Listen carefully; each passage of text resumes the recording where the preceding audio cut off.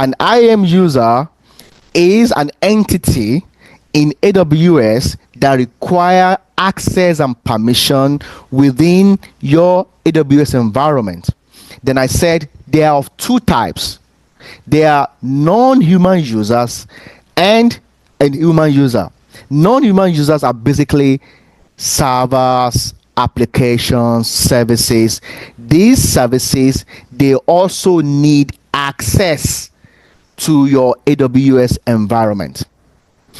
Human user are just like yourself, like I said, user Ade, user Jama, and the list goes on and on.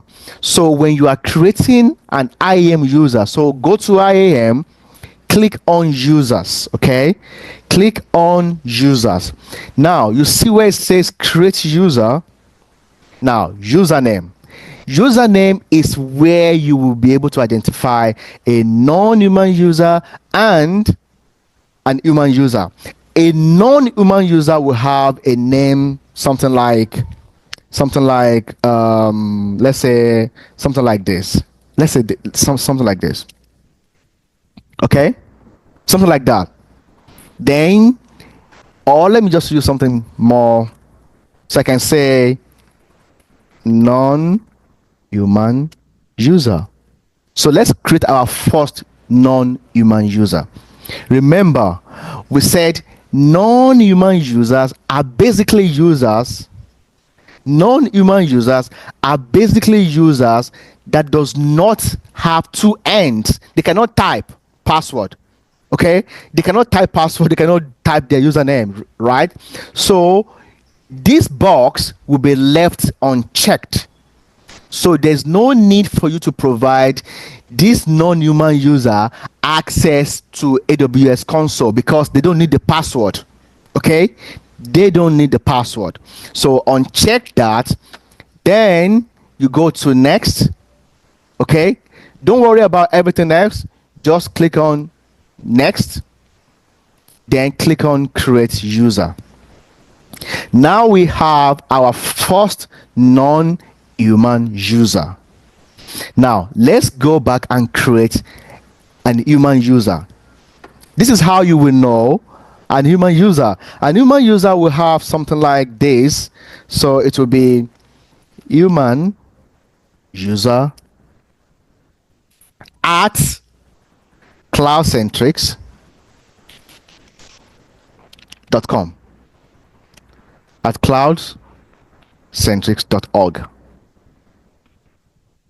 Now, whenever you see a username, so let's say you start working today and you go to your IAM and you see maybe some name, then at, let's say you work for Chase Bank, then at chase.com, that is an human user. So human users basically, they will always have at the end of that name, at something.com, at yahoo.com, at gmail.com. Then you provide them access to the console because this person can type. Then you provide them this. Now you see in the recommendation, it says we recommend that you specify a user in identity center. Okay, that is where we're still gonna go. We're still gonna be going to this very soon, but for now we're gonna leave that. So click on I want to create an IAM user.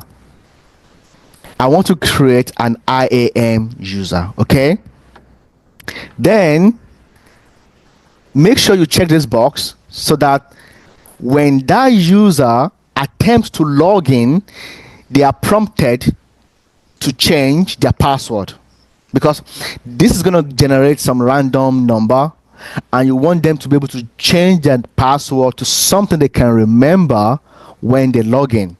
So you're going to go next, now create user. Now you can see the first one, when we created that, there's nothing like console, username, or password, nothing of such. But now when we created human user, we can see that this user has a username and it has a password, because this person can actually type in and log in. So it will tell you to make sure that you download. So because you're going to see this one time, it's going to ask you to download. So you download the username and the password, so that the next time the user logs in, the user will be able to change their own password and perform actions within their own environment. So now we've created non-human user, we've created human user.